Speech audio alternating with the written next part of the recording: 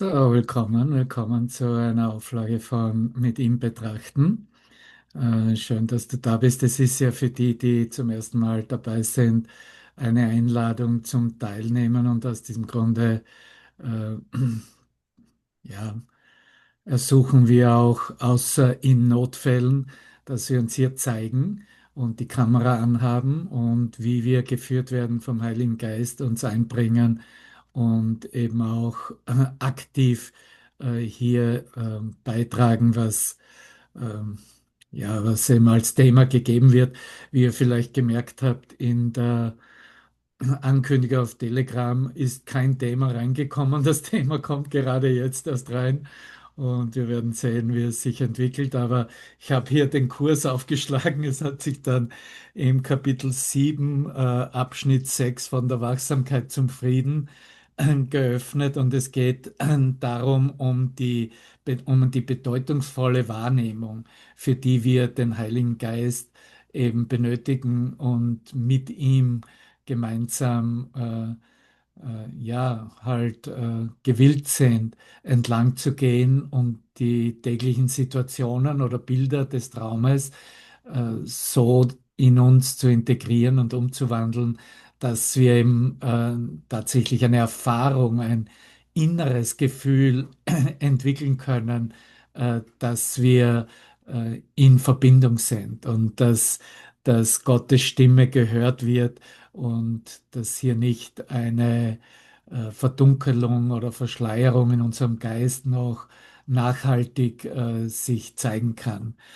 Ich bringe das auf jeden Fall in Zusammenhang mit der Tageslektion 309. Ich will mich nicht fürchten, heute nach innen zu schauen. Und dieses nach innen schauen ist ja in Wirklichkeit das gesamte Thema unseres Erwachens, unserer Transformation des Geistes. Das ist das Thema, wofür ein Kurs gegeben wurde, ein Kurs in Wundern, weil es notwendig ist, nach innen zu schauen, um frei zu sein, weil Freiheit nicht im Außen gefunden werden kann, noch irgendeine Form der Lösung, wie wir bereits wissen. Und um hier nur einen kurzen Auszug mit reinzunehmen, er sagt hier, geht auf diese Angst ein des nach innen Schauens, weil was würden wir wirklich sehen, wenn wir nach innen schauen? Und er sagt hier, ich fürchte mich nach innen zu schauen, weil ich denke, ich hätte einen anderen Willen gemacht, der nicht wahr ist und ihm Wirklichkeit verliehen, doch hat er keine Wirkungen. In mir ist Gottes Heiligkeit, in mir ist die Erinnerung an ihn. So die Angst im menschlichen Bewusstsein ist eben, dass Wirkungen, wie sie im Trauminhalt gesehen werden, wie sie im Bildermachen zurückreflektieren an unserem Geist, dass die eben Kraft hätten, dass sie eine Macht hätten, dass sie etwas zu tun vermögen, was uns letztendlich angreifen könnte, verletzlich machen kann, ähm, ja, aus dem Lot, aus äh, aus der Verbindung bringen könnte. Und natürlich, konzeptionell wissen wir alle, dass das ja alles nicht stimmt und nicht stimmen kann, so wie ich auch nicht hier wirklich persönlich Manuela Nischer bin, sondern Devavan. So, so werden wir halt in dieser Verteidigungshaltung einer Identität zum Heiligen Geist geführt, weil es der Heilige Geist ist, der sagt, in Wirklichkeit spielt das alles keine Rolle, weil du sowieso jeder und alles bist. Und es geht aber trotzdem darum, hier das Bewusstsein darauf zu richten, dass weil du glaubst, dass du jemand anderer sein könntest oder wärst, dass hier eine Integration deines Selbstes stattfinden muss. Und das ist halt die Ausdrucksweise des Christusgeistes oder ein Ausdruck von Christi Wiederkunft, dass wir ein inneres Gefühl, ein starkes inneres Gefühl in uns eröffnen, dass wir dabei nicht allein sind, sondern begleitet werden und buchstäblich in dieser Führung es für uns eröffnet wird und ohne jetzt große Anstrengung zu machen, äh, sich eine Beständigkeit, eine Konstanz unserer Verbindung des Einsseins absolut als Erkenntnis und damit als Lehrinhalt präsentieren. So, ich gehe hier in den 10. und 11. Absatz dieses Kapitels 7, 6 und er sagt hier, du kannst nur vom Heiligen Geist bedeutungsvoll wahrgenommen werden, weil dein Sein das Wissen Gottes ist. Jede Überzeugung, die du unabhängig davon akzeptierst, jede andere Überzeugung, alles andere, was du unabhängig davon akzeptierst, wird Gottes Stimme in dir, ursprünglich sagt er, verdunkeln und daher Gott für dich verschleiern. So, es wird nicht sichtbar werden, es wird Zweifel eintreten, es wird nie keine Klarheit geben im Geist. Davon spricht er. Jede Überzeugung, dass es unabhängig davon, von diesem Sein, von dieser bedeutungsvollen Wahrnehmung mit dem Heiligen Geist etwas geben würde, verschleiert uns die Verbindung mit ihm. Wenn du seine Schöpfung, und hier sehen wir die Ausrichtung, wo wir auch stehen mit den Lektionen im zweiten Teil des Übungsbuches, wenn du seine Schöpfung nicht wahrheitsgemäß wahrnimmst, kannst du den Schöpfer nicht erkennen, da Gott und seine Schöpfung nicht getrennt sind. Das Einssein des Schöpfers mit der Schöpfung ist deine Ganzheit, deine geistige Gesundheit und deine grenzenlose Macht. Noch einmal, mein Einssein oder das Einssein, so das ist eine Prämisse, das Einssein des Schöpfers mit der Schöpfung, dass Gott eins ist mit der Schöpfung, wie er den Sohn, wie er dich erschaffen hat, ist unsere Ganzheit, unsere geistige Gesundheit und unsere grenzenlose Macht. Darin liegt die Lösung und das ist, was wir im Inneren erstmal fürchten, anzutreffen, zurückzugehen auf die Tageslektion, weil darin natürlich alles Begrenzte, alles geistig Ungesunde, alles, was nicht Ganzheit ist, was Fragmentierung aufweist, alles, was begrenzte Macht zum Ausdruck bringt, aufzeigt, dass es buchstäblich nichts ist. Aber wenn du all diese Qualitäten deines eigenen Ego-Machwerks nicht mehr haben würdest, was würdest du dann haben? Du hättest buchstäblich nichts als Mensch, um das du dich kümmern könntest, worüber du nachdenken könntest, worüber du dich sorgen könntest, wovor du Angst haben könntest und so weiter und so fort. Du wärst tatsächlich nur im Frieden Gottes. Das ist das Letzte, was du wählen würdest und das ist das Letzte, was du gewählt hast, um hier klarzustellen, dass in Wirklichkeit alles ja schon passiert ist und wir hier in der Rekapitulation unseres Erwachens uns wieder treffen. Diese grenzenlose Macht ist Gottes Gabe an dich, an uns alle, weil sie das ist, was du bist. Wenn du deinen Geist davon dissoziierst, nimmst du die mächtigste Kraft im Universum so wahr, als sei sie schwach, weil du nicht glaubst, dass du Teil von ihr bist. Du siehst diese Verbindung der Erkenntnis im eigenen Geist, wenn die vernachlässigt, verschleiert wird oder nicht gewollt wird, dann was passiert ist, dass es im Geist nicht mehr als die eine Kraft, die eine Stärke, die eine Macht erkannt wird, sondern es wird so schwach wie eben alle anderen Dinge der Welt eingereiht, zugeordnet, kategorisiert, weil du nicht glaubst, dass du Teil von ihr bist. Und wie kann ich wissen, dass ich Teil von ihr bin? Ich brauche eine Erfahrung damit. Ohne eine Erfahrung gibt es keine Möglichkeit, äh, Teil, in einer Gewissheit zu stehen, Teil der Macht Gottes zu sein. Weiter, nächster Absatz. Wenn Gottes Schöpfung ohne deinen Teil in ihr wahrgenommen wird, wird sie als schwach gesehen, noch einmal, Und diejenigen, die sich als geschwächt sehen, greifen an. Der Angriff muss allerdings blind sein, weil es nichts anzugreifen gibt. So, hier haben wir die Ausrichtung im Geist. Hier findet die Korrektur statt. Das ist natürlich unglaubwürdig für den menschlichen Geist und das sehen wir, wie es repräsentiert wird in der Welt. Ne? Es wird absolut so repräsentiert, als ob es alles anzugreifen gäbe und man wird von allem und allen angegriffen. Aber der Angriff geht sozusagen blind in alle Richtungen. Er ist nicht einmal fokussiert auf etwas oder jemand, weil es nichts anzugreifen gibt. Daher erfinden sie, und hier kommt dieser springende Punkt, den ich mit dir auf jeden Fall teilen möchte, und von da aus öffnen wir dann auch die Mikrofone, um zu sehen, was es mit uns in unserem Geist macht, was wir teilen können.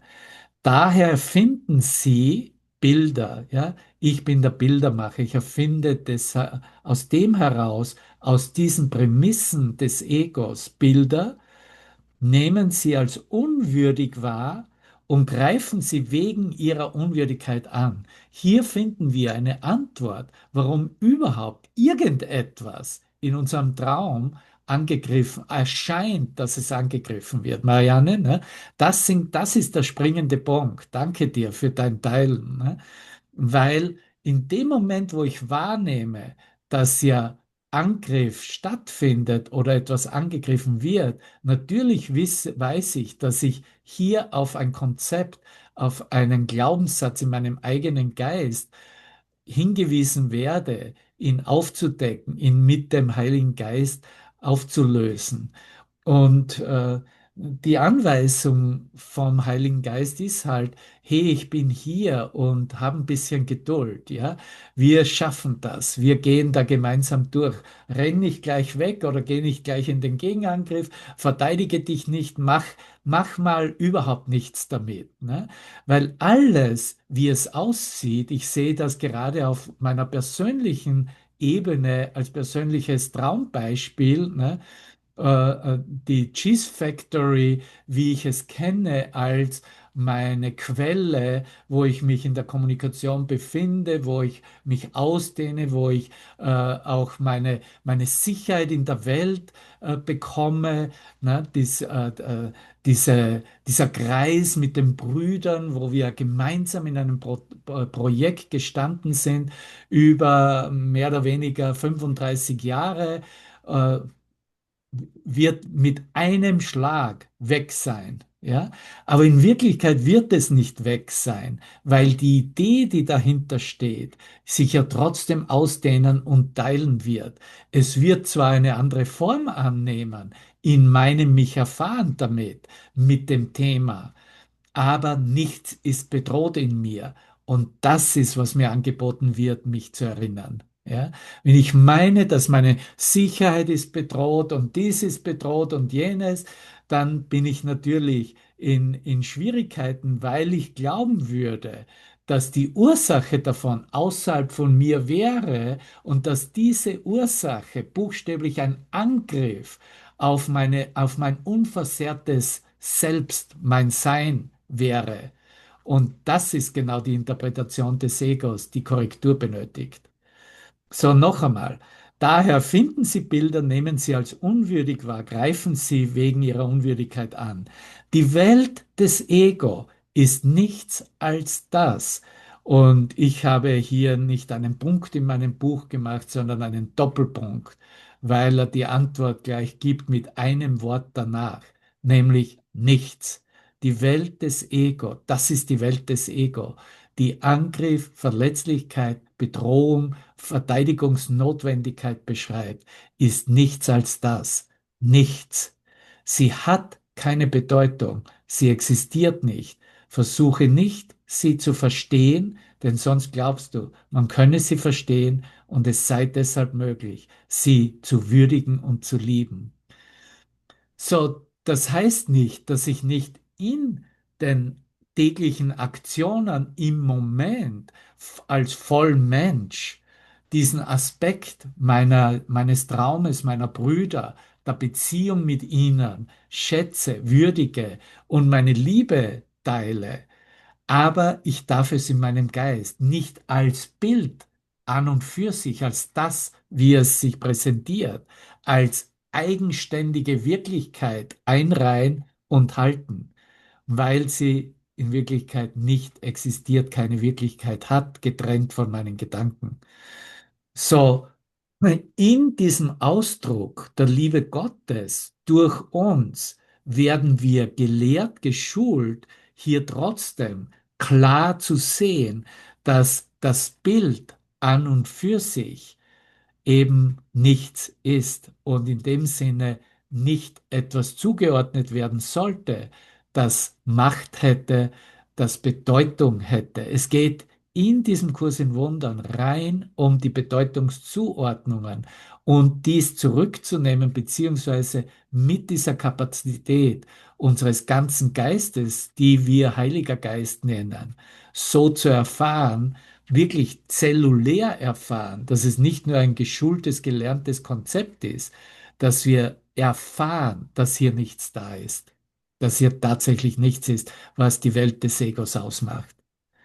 Und deswegen ist nur seine Anweisung, ich helfe dir durch das Wunder Zeit einzusparen. Und deswegen sage ich dir, versuche nicht, sie zu verstehen, die Welt zu verstehen und diese Bilder zu verstehen. Denn sonst glaubst du, man könne sie verstehen und es sei deshalb möglich, sie zu würdigen und zu lieben. Das würde ihre Existenz rechtfertigen, die sich nicht rechtfertigen lässt. Du kannst das Bedeutungslose nicht bedeutsam machen. Das kann nur ein wahnsinniger Versuch sein. Was ist denn dann bedeutungsvoll in dem, was ich erfahre? Oder es gibt ja keinen Zufall, dass es zu mir kommt. Was bedeutungsvoll ist, ist immer das, was die Augen nicht sehen können, was sich allen Wahrnehmungssensorium entzieht, aber immer da ist. Buchstäblich sagt dazu, hinter dem Bild wartet auf mich, dass ich es erkenne. Es wartet immer der Frieden Gottes, der Himmel, buchstäblich hinter jeder Entsprechung, hinter jedem Bild. Es wartet immer in jeder Beziehung die Liebe Gottes zu erfahren, hinter jedem Erscheinungsbild unserer Beziehungen. Und das ist der Grund, warum wir uns treffen, weil wir Dinge aufdecken, denen wir noch eine bestimmte Bedeutung geben und bitten ihn buchstäblich, uns zu zeigen, dass dem nicht so ist oder dass es einfach ganz platt ausgedrückt etwas anderes ist als das, was ich dachte, dass es sei. Und so gehen wir entlang in unserer Transformation, bis nichts mehr übrig bleibt. Ich kann zwar sagen, okay, vor 30 Jahren hatte ich eine offenbarende Erfahrung und habe ganz klar erkannt, dass hier nichts da ist und ich nichts bin.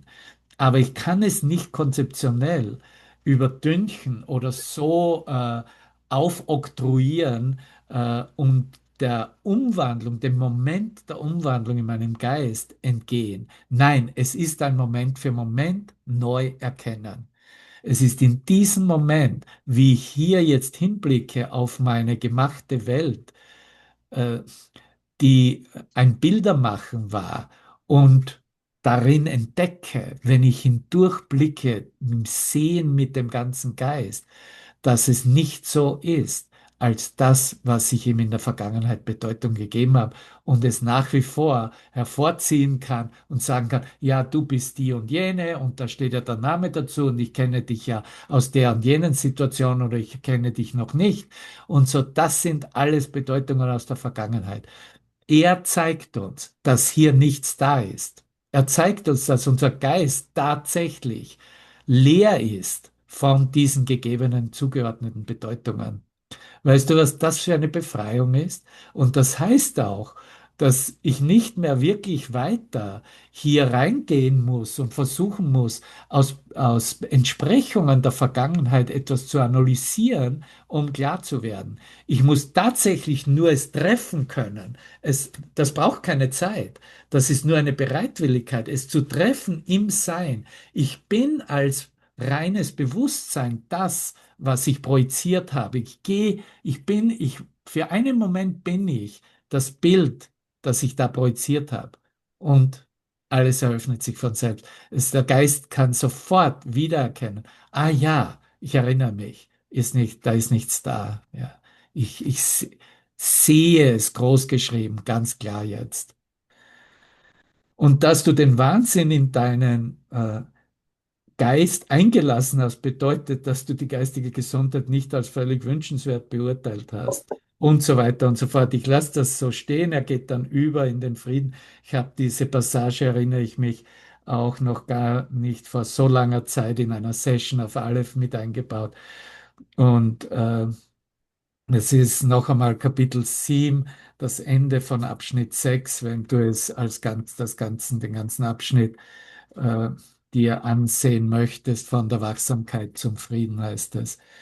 So, bereits hier in den Anfängen dieser Botschaft, wie sie als Kurs in Wundern uns gegeben wurde und als Textbuch begonnen hat, sehen wir bereits diese Klarheit in der Ausrichtung des Lehrinhaltes, worum es wirklich geht und was wir hier in der Aktivität unseres Geistes ja für uns neu anschauen, neu erfahren.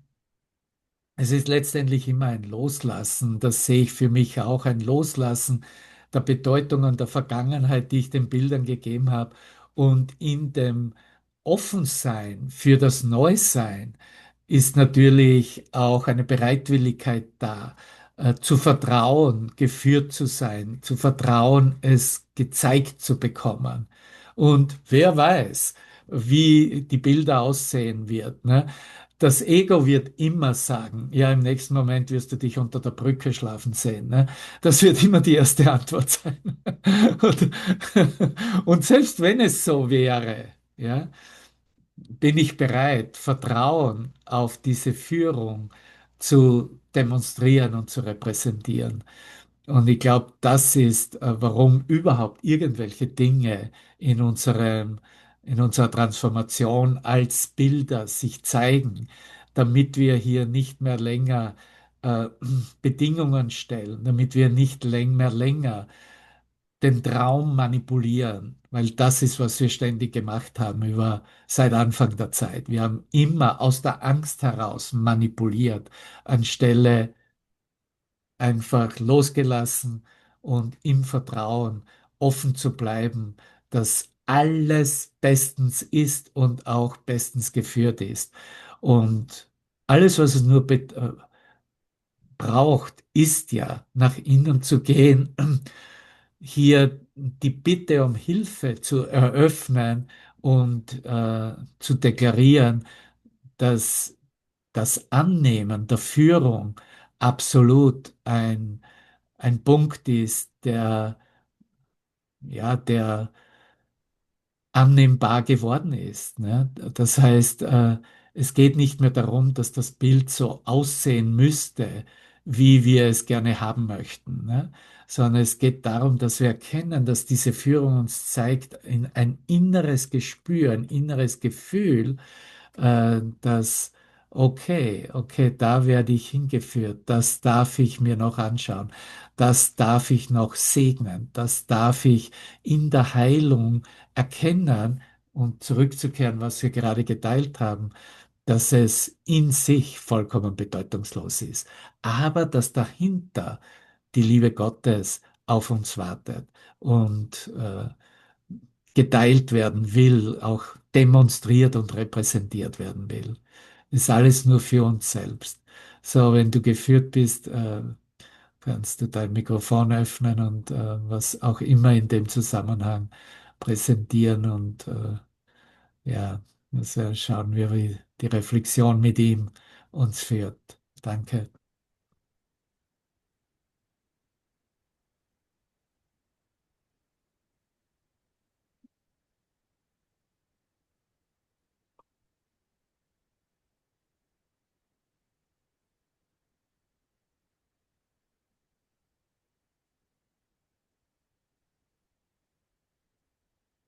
Ja, hallo.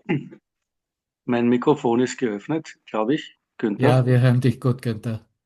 Ja, ich bin an und für sich Ich habe den Kurs noch nicht ganz durchgearbeitet. Ich bin bei Lektion 247. Also ich bin sehr langsam, obwohl ich den Kurs eigentlich schon seit mehr als 20 Jahren zu Hause stehen habe.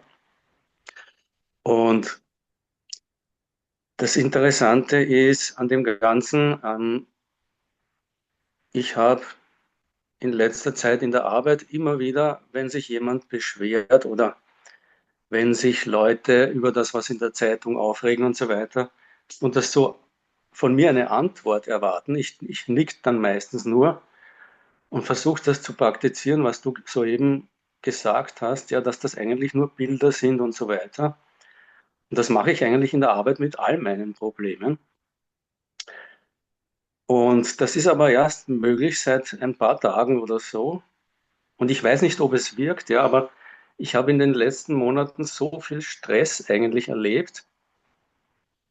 Ich weiß nicht, ob durch den Kurs in Wundern.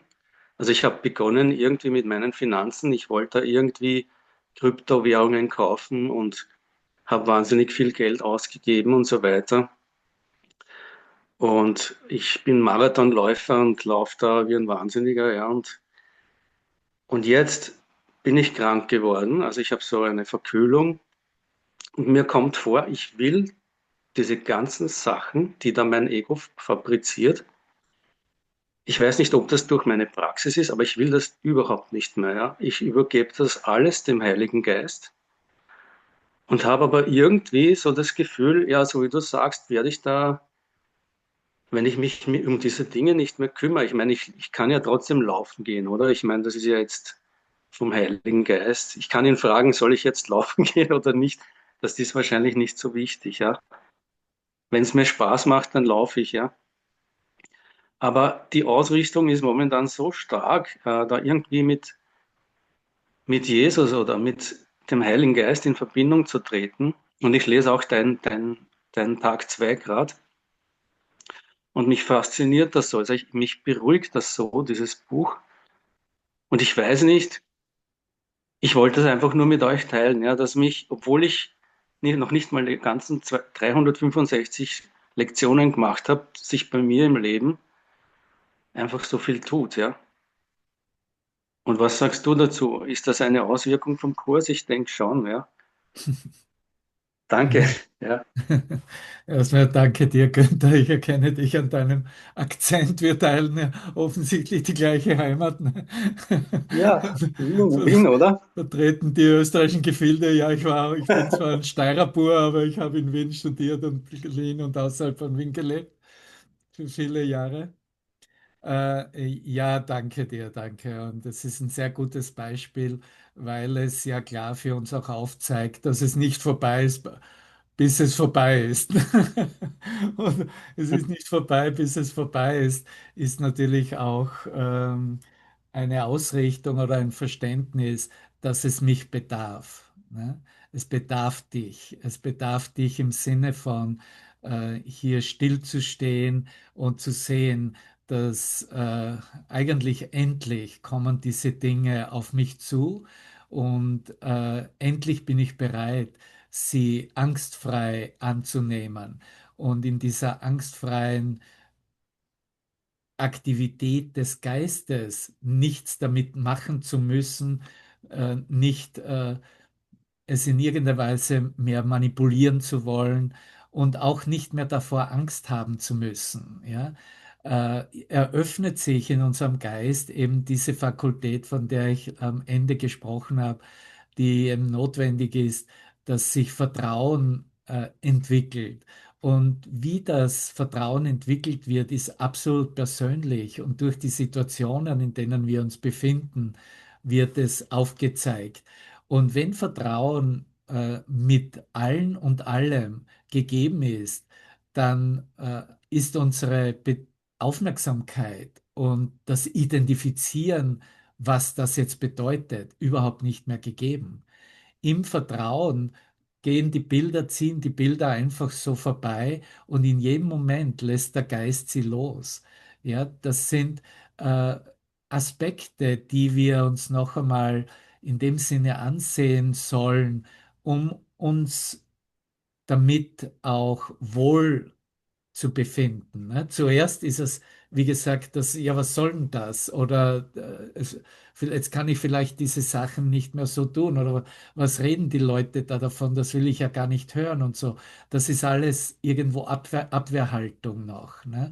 Da ist noch etwas da draußen, was ich eigentlich gar nicht haben will und was mich in Versuchung führt, würde man im christlichen Jargon dazu sagen. Und das will ich ja gar nicht.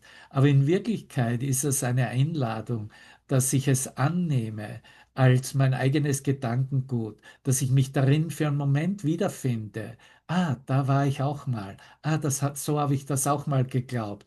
Ah, da ist jetzt ein Bild, was irgendeine Verunmöglichung aufzeigt, ne? Und das haben wir alles für uns gemacht, meistens eben aus den Gründen heraus, um eben nicht, wie ich eingangs sagte, den Frieden Gottes und die Liebe Gottes in ihrer Reinheit und Klarheit anerkennen zu müssen. Ne? Und so sind wir da entlang gegangen und für viele Leben lang wahrscheinlich gut zurechtgekommen, indem wir es weggeschoben haben, indem wir eben andere Ideen einen klaren Vorzug gaben, indem wir es bekämpft haben und versucht haben, es auszuradieren, buchstäblich zum Verschwinden zu bringen. Und jetzt stehen wir eigentlich in einem Verständnis, das funktioniert so nicht. Ne? Es muss einen anderen Weg geben und dieser Weg ist zusammengefasst, wie Jesus es im Kurs beschreibt, Vergebung. Und Vergebung ist zu sehen, dass das, was ich sehe, gar nicht da ist, gesehen zu werden. Das ist, was wirklich Vergebung anbietet. Vergebung ist klar zu sehen mit dem Heiligen Geist. Das ist Vergebung. Ja? Wenn ich sofort eigentlich diese Stimme des Egos, die ich auf meinen Bruder da projiziert habe und aus meinem Bruder höre, sofort in meinem Geist als korrigierten Inhalt wahrnehme.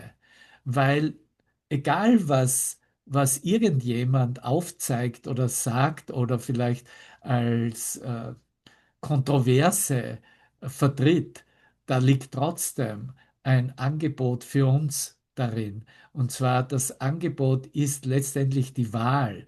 Die Wahl im Geist zu sehen, das ist nicht was, wo meine Wirklichkeit liegt. Das ist nicht, wo meine Verweilstätte, mein Zuhause ist oder wo der Weg zum Zuhause am schnellsten Weg hinführt.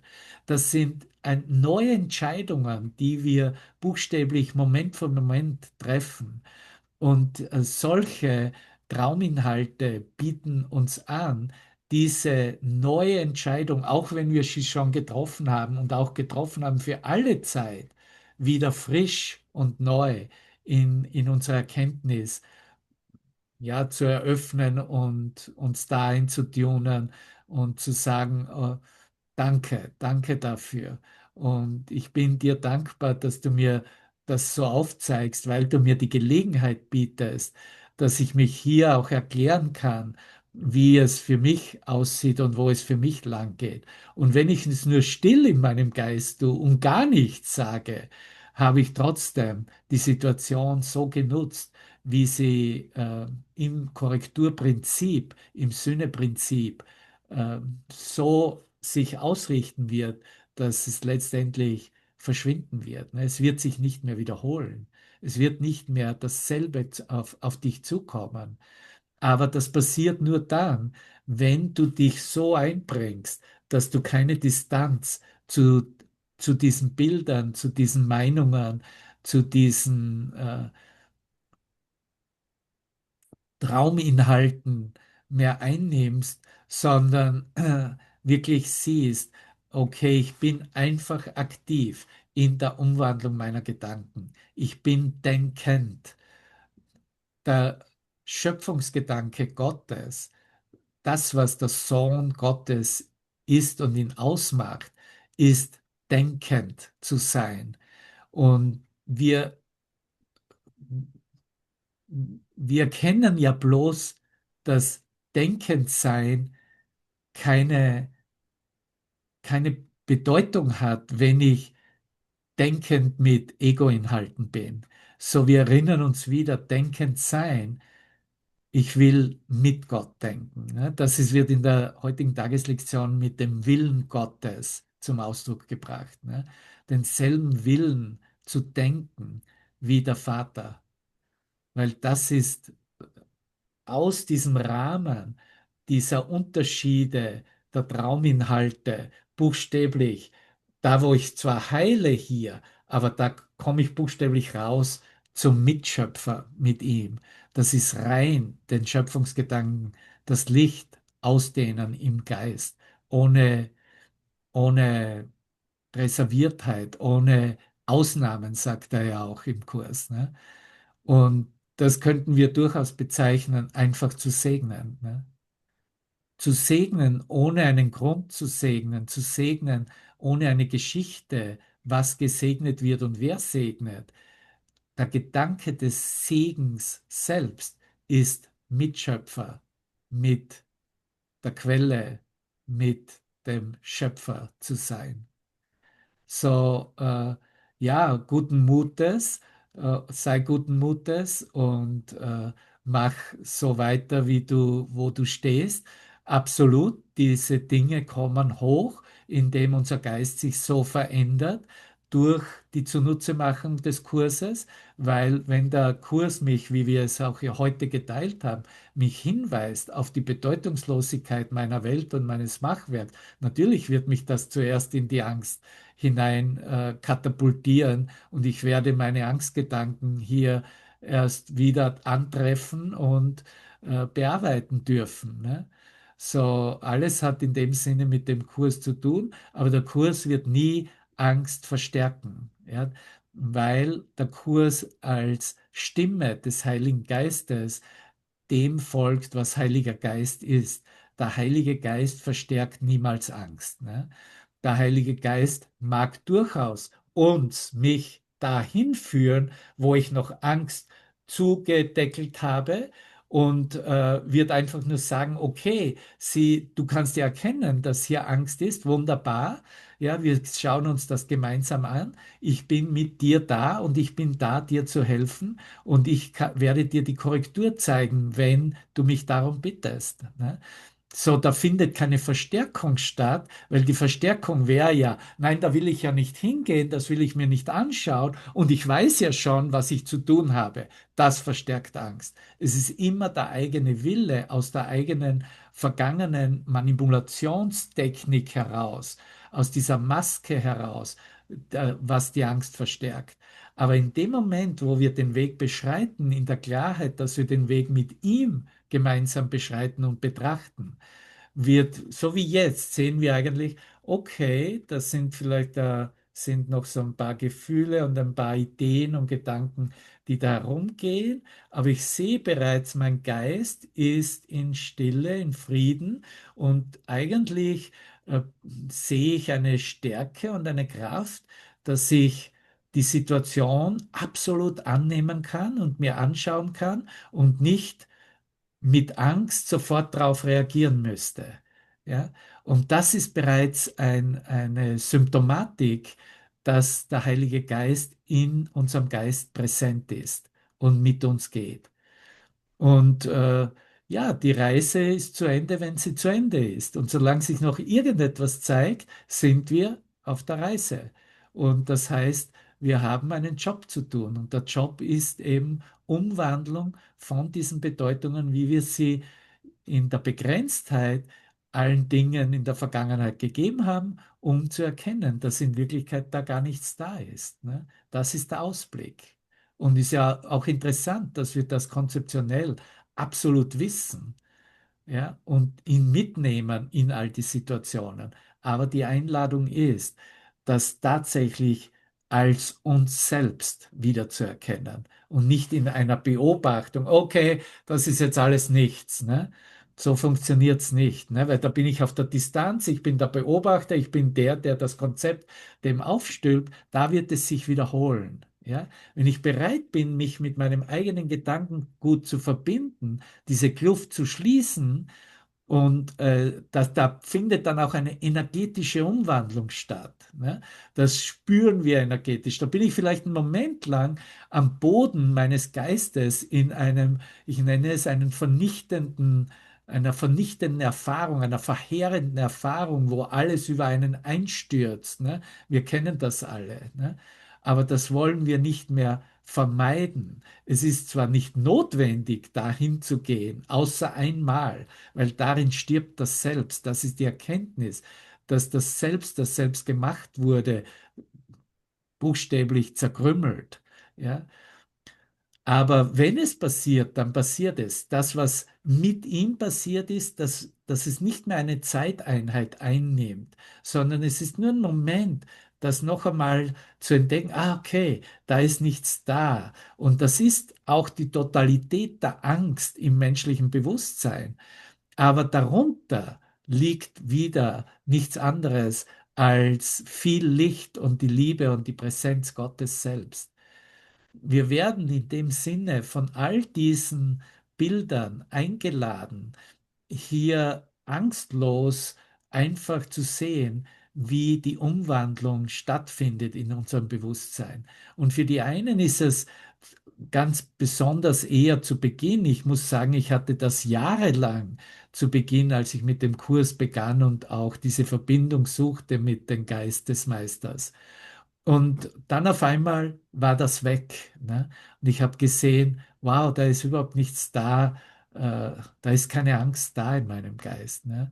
Und da ist nichts da, wovor ich mich fürchten müsste oder mich verteidigen müsste. Ne?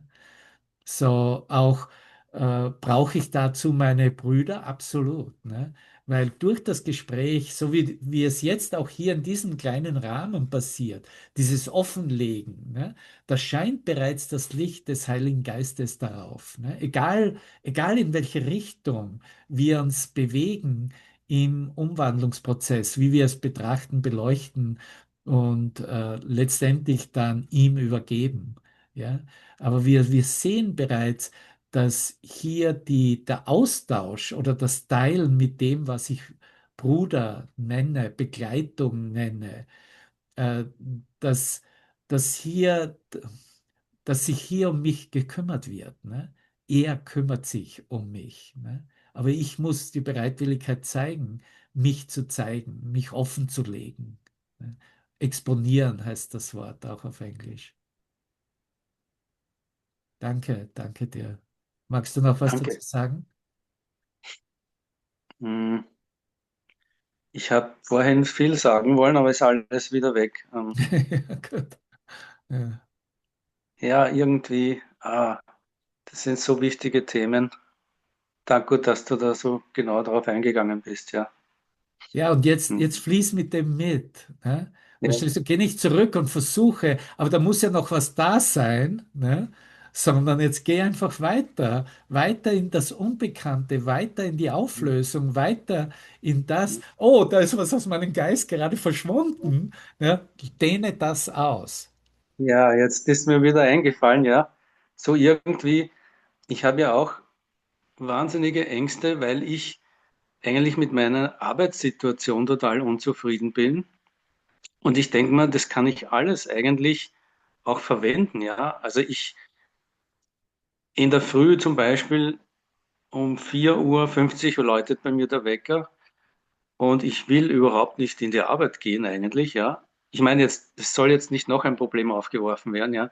Aber auch da bin ich so weit, dass ich das dem Heiligen Geist übergebe, ja.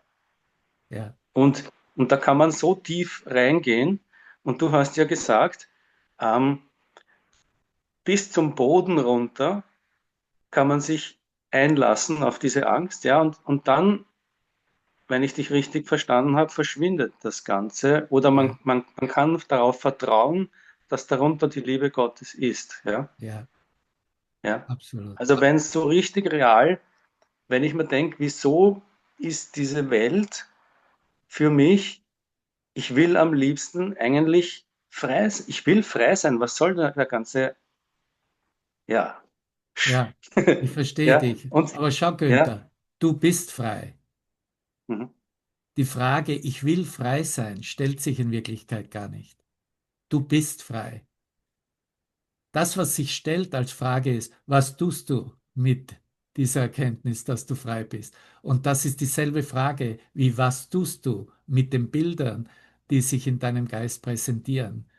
Und ich Eben, geb dir etwas mit, was dir jeder Bruder hier, der bereits du kannst jeden hier, das sind alles sozusagen meine Brüder, die mich schon seit längerer Zeit hier begleiten. Ja? Und jeder von denen hier, und vielleicht, wenn du ein Gefühl hast, schreib ihnen eine persönliche Nachricht jetzt, dass du dich gerne mit ihnen unterhalten möchtest, wer immer, oder an alle, ja. Und dann wirst du sehen, was du als Reflexion auch bekommst, so wie du es jetzt gerade von mir bekommst, ne? Weil das, wo es lang geht, ist, jeder wird dir etwas, einen bestimmten Aspekt reflektieren, aber alle werden inhaltlich etwas repräsentieren, worum es um Kommunikation geht. Das wäre mein Ansatz. Ja? Es geht nicht wirklich darum, ob ich Dinge mich anhafte und gerne beibehalten möchte oder wie du sagst, eigentlich habe ich genug, habe ich die Schnauze voll davon. Darum, das sind die persönlichen und diese Aspekte verändern sich sowieso ständig. Einmal habe ich die Schnauze voll und dann liebe ich es wieder genau so, wie es sich präsentiert. Das ist der menschliche Zustand. Das ist ein Auf und Ab ständig. Aber wie erfülle ich meine Funktion mit dem, wie es sich präsentiert? Ich kann nur meine Funktion erfüllen, wenn ich eine innere Kommunikation eröffne. Wenn ich eine Kommunikation eröffne, auch mit diesen Bildern, die mir zeigt, dass ich in meinem Inneren mit der Ganzheit, mit Christus kommuniziere. Das ist die Einladung. Jeder hier wird dir dazu etwas sagen, wie sie das für sich selber halten und versuchen, zumindest versuchen, wir versuchen ja alle hier, das zu leben. Du stehst zwar um 4:30 Uhr auf oder egal, was deine Arbeitssituation ist, aber ich lade dich ein, von deinem Aufstehen bis, wenn du meinst, so, und jetzt ist endlich diese Arbeitssituation zu Ende und jetzt bin ich wieder in meiner Freizeit, dass du beginnst, es so zu verwenden, dass du in dich erfährst, dass du in Kommunikation dadurch trittst. Ob das mit deinem Wecker ist, ob das mit jemandem noch zu Hause ist oder ob das am Weg zur Arbeit ist oder in der Arbeit selbst und jeden, den du triffst. Jeder hier ist ein Repräsentant, dass wir außerhalb von Raum und Zeit, buchstäblich in Gottes Geist, in Kommunikation sind. Jeder will in Wirklichkeit dasselbe. Jeder will kommunizieren, um etwas herauszukristallisieren, was weitergeht als das Blabla und die begrenzten Bedeutungen, die wir ihnen gegeben haben. Jeder will das. Nur wenn ich meinen Geist so ausrichte und darauf fokussiere und dem entlang gehe, kann ich es umsetzen. Das heißt, ich gebe dir gerade einen Ausblick eines neuen Sinn und Zweckes für deine Arbeit und dein dich beziehen zu dem, was du Arbeitssituation nennst. Und wenn du diesen neuen Ausblick von Sinn und Zweck zu nutzen beginnst, dann wirst du sehen, dass die Arbeitssituation oder auch das Drumherum um die Arbeit nur ein Mittel zum Zweck sind für das Wiederherstellen der Kommunikation. Da habe ich gute Aufnahmen, haben wir hier auch geteilt und kannst du auf meiner Webseite oder am YouTube-Kanal abrufen. Ja? Und wenn wir eintreten und das Gespür bekommen, oh mein Gott, ich bin bereit, ständig Kommunikation wiederherzustellen und zu eröffnen, das erfüllt uns so sehr, das befriedigt uns so innerlich, da, da ist keine, nicht einmal ein Anflug einer Idee da, das müsste sich oder sollte sich verändern. Ja, das ist alles ein Mittel zum Zweck, perfekt aufgestellt in meinem eigenen Geist, damit ich hier Kommunikation erfahren, teilen, üben darf. Ja? Und du gehst immer weiter in der Kommunikation. Die Kommunikation geht ja so, dass ich treffe irgendjemanden Und im Geist wird schon klargestellt, wow, ich möchte hier eine Reflexion meines eigenen Lichtes, meines wahren Selbstes mit dieser Person, die ich da sehe, teilen. Ja, Heiliger Geist, führe mich, zeige mir, wie das möglich sein kann. Ich weiß es nicht. Ne? Und dann kommt irgendeine Idee rein und mit der gehst du mit. Da kommt irgendein Das Tun in der Arbeit wird nicht mehr als Arbeit gesehen, sondern als Service für diese Eröffnung und Beweisstellung, dass diese Kommunikation möglich ist in uns. So, das sind einfach andere Sichtweisen, andere Standpunkte, wie wir die Illusionen unseres Traumes handhaben können und letztendlich auch sollen, damit wir sehen, schau, es geht ja darum, und da leidet ja das christliche Bewusstsein darunter. Ich bin das Opfer dieser Situation. Ich bin das Opfer der Welt, die ich sehe. Ich bin das Opfer meiner Arbeitsindoktrination oder Situation und so weiter und so fort. Ne? Tatsächlich, ich bin nicht das Opfer. Ja, ich treffe bloß meine eigenen Gedanken an. Du triffst deine Gedanken an. Ja. So, äh, wenn du nicht das Opfer davon bist, dann sei aktiv damit, wie du es so nutzen kannst, dass sich hier etwas zeigt, was über das Bildermachen und deren Bedeutungen hinausgeht, was sich eröffnet in unserem Inneren als, wow, das macht mich total glücklich. Ja. Ich habe jahrelang zu einem Mindestlohn, ich bin ein Minimalverdiener. Ich, ich als Tierarzt, als ausgebildet mit Doktorat. Ne? Und das war alles unwichtig für mich, ja? Weil es mich innerlich glücklich machte. Genau das, wie ich es verwendet habe, um Kommunikation herzustellen und zu sehen, dass hier eine Kommunikation über was ganz anderes mit jemand ganz anderem und in mir als eine andere und neue Idee sich zeigt und eröffnet, anbietet buchstäblich. Ne? Das ist, worum es geht. Das ist, warum wir hier sind. Das ist, nur wenn wir den Weg nicht abwehren, sondern annehmen und uns öffnen und sagen, okay, bring it on, zeig mir mehr davon, ich bin bereit, ne? Weil ich weiß, wozu ich es nutzen möchte. Ne? Nur da kommt es in Frieden. Ne? Sonst verfolgt es uns. Ne? Und dann mag sich durchaus, okay, ich verabschiede mich von dem Job, im nächsten Job wieder dasselbe. Ne? Es wiederholen sich die Dinge. Aber wenn wir es nutzen, um Kommunikation wiederherzustellen, dann teilen wir etwas, was nicht von dieser Kleinheit der Ego-Denkweise ist. Dann teilen wir für den Moment einen Hauch des Himmels. Und darum geht es. Weil letztendlich gibt es keine Rangordnungsunterschiede. Hm. Der Hauch des Himmels ist der ganze Himmel. Ne?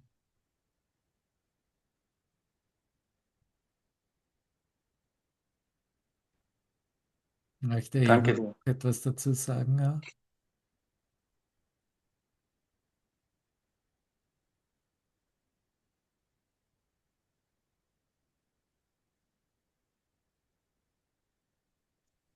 ja, genau.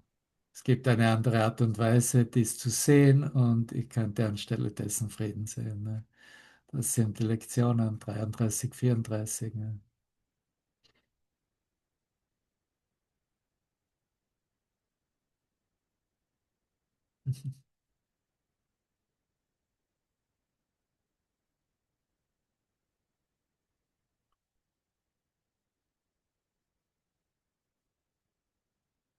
Möchte jemand im Raum noch etwas zu dem Thema sagen,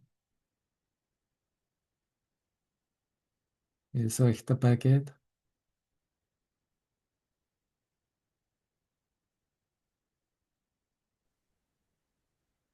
Ja, vielleicht ganz kurz, weil mir das gerade einfällt. Also, Günther hatte ja das Thema Arbeit aufgebracht und ich hatte vorgestern, war es, glaube ich, hatte ich ein sogenanntes Feedback-Gespräch bei uns in der Firma. Und das war so ganz interessant, weil es verschiedene Aspekte für mich plötzlich so aufgebracht hat. Also ich gehe in solche Termine immer noch mit einem Hauch von Angst, das merke ich dann schon. Aber ich versuche mich da immer so ganz klar auszurichten und irgendwie mit einer gewissen Freude auch da reinzugehen. Und es hat sich dann so eröffnet, zwei Kollegen sind da, die mir dann Feedback geben, wie mein letztes halbes Jahr so gelaufen ist. Und das Feedback war sehr positiv und ich konnte mich in dem Moment eben auch erinnern, dass es noch nicht so lange her ist, dass ich das auch nicht wirklich annehmen konnte, wenn es so ausgefallen ist. Und dass da diese Idee von Kleinheit dann immer wieder da ist. Und diesmal war es aber ein Stück weit anders. Also es war so wie so ein warmer Regen, dass ich mir auch erlauben darf, das anzunehmen, als das, wie ich hier im Erscheinungsbild da bin und dass das einfach meine Fähigkeiten sind, die ich hier eben auch nutzbringend ausdehnen darf. Und das war so der eine Aspekt. Und der andere war, dass ich in diesem Gespräch auch wirklich reflektiert, auch ausgesprochen so viel Liebe gezeigt hat, also über Wertschätzung hinaus und wirklich auch ausgesprochene Dankbarkeit füreinander. Und da kann ich nur sagen, wow, wenn ich da zurückgucke, wie es vor einigen Jahren noch so an Konflikten schwelten, muss ich sagen, das ist eine so unfassbare Veränderung in den Traumbildern, wo ich sage, ja, danke, danke für diese Reflexion.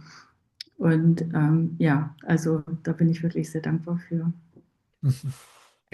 Ja, danke, wunderbare Bezeugung und das sind die persönlichen Beispiele, ne? Aber das passiert eben, dass du es so sehen kannst aufgrund dessen, weil du eben diesen Weg, wie wir ihn beschreiben, eröffnet hast und weitergehst, ne? Danke dir. Ja, ich wollte auch noch was sagen. Also ich bin so dankbar dafür, dass ich erkenne, dass es alles nur Bilder sind und dass ich da nicht reingehen muss und es so sein lassen kann, ja. Und wirklich, es geht nur um den Frieden, den ich sehen will, erleben will, sein will, baden will, die Liebe, ja. Also ich will nichts anderes mehr, ja. Ich sage das so oft, ja. Ich will nichts anderes, weil es ist so, also die Leute, es ist so furchtbar, was ich da immer alles erlebe, aber ich bin in einer anderen Welt, ja. Ich bin einfach da nicht mehr, ja. Ich will es nicht mehr erleben, ja. Es ist so, als wenn alles so an mir so, ja, vorbeigeht, ja, so. Ich bin hier, im Frieden will ich sein und ja, ich will nichts anderes, ja. Ich will es einfach und fertig. Ja, Amen. da, danke dir für diese Aussage und da möchte ich schon auch darauf eingehen, dass wir nur persönlich, ganz für uns selber, das klar erkennen können, ob es in Frieden ist oder nicht. Ne?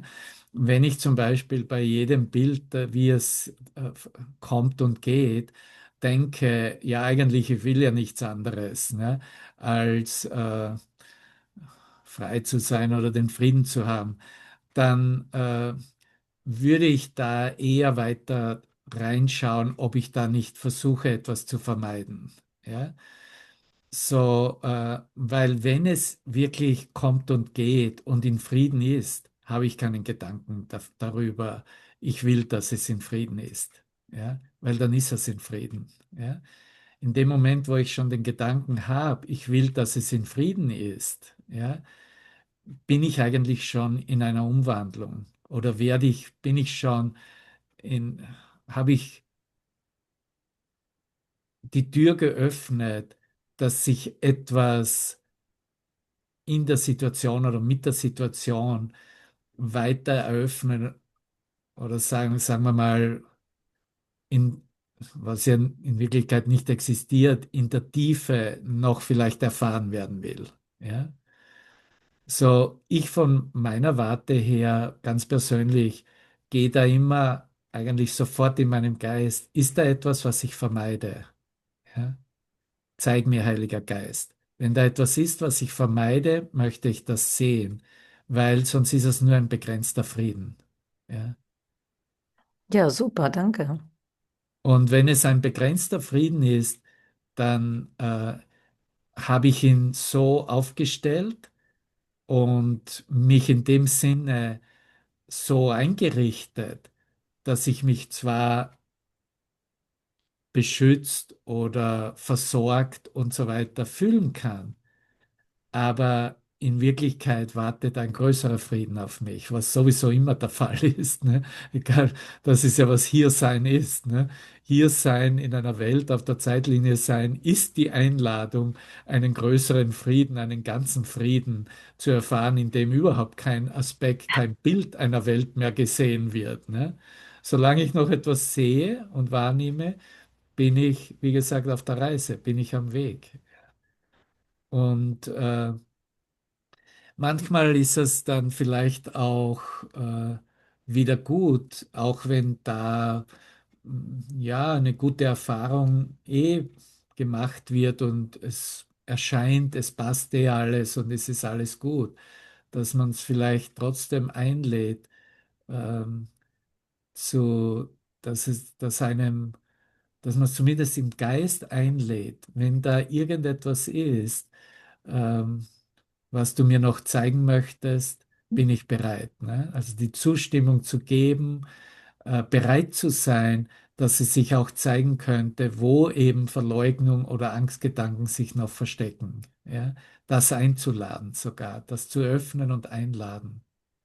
Das Ja, bedarf natürlich eine auch wieder eine Angstlosigkeit und einen bestimmten Mut, weil ich ja nicht weiß, ob ich nicht etwas antreffen werde, was ich eigentlich schon dachte, dass es schon längst wegtransformiert ist oder dass ich es schon vergeben habe, dass es schon in mir geheilt ist und dann würde es sich wieder zeigen. Ne? Und aber da stehen wir eigentlich. Ne? Wir stehen schon an dem Punkt, ähm, dass wir keine Notwendigkeit sehen, uns in irgendeiner Weise zu lokalisieren, sage ich mal, ne? In irgendeiner Weise so auszurichten, dass wir eben nur eine gute oder eine funktionierende oder eine friedvolle Welt sehen. Ne? Die friedvolle Welt ist eigentlich eine Erfahrung und eine Erkenntnis in unserem Inneren. Das ist nicht da draußen. Ne? Es reflektiert sich zwar im Außen, aber dann auch nur in der Erkenntnis, dass der Gedanke in meinem Inneren ist, ne? Des Friedens. Ich bleibe im Inneren und im Anerkenntnis, was ich im Inneren denke und erfahre. Und so reflektiert sich oder so teile ich es und reflektiert es sich auch.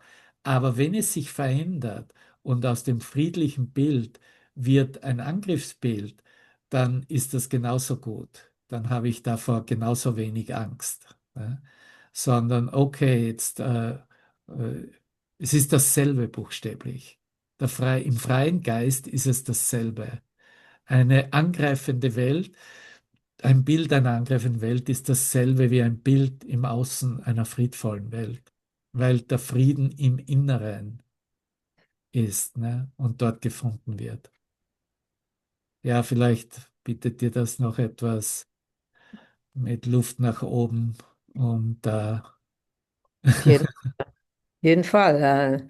Das Kaninchenloch wird ja, genau, nachgeguckt. noch weiter ins Kaninchenloch Ja, den genau. Weg zu verfolgen. Ja. Okay, herzlichen Dank. Danke Danke, euch. Ich liebe euch. Danke. danke dir. Möchte noch jemand kurz etwas sagen?